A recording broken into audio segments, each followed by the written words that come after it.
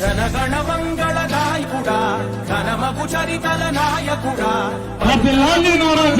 నాయకత్వం.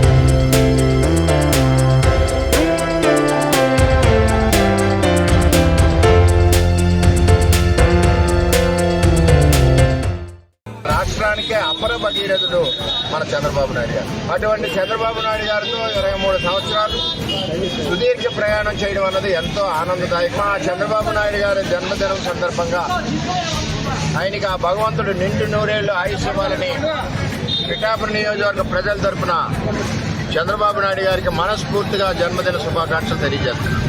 జై చంద్రబాబు, జై చంద్రబాబు.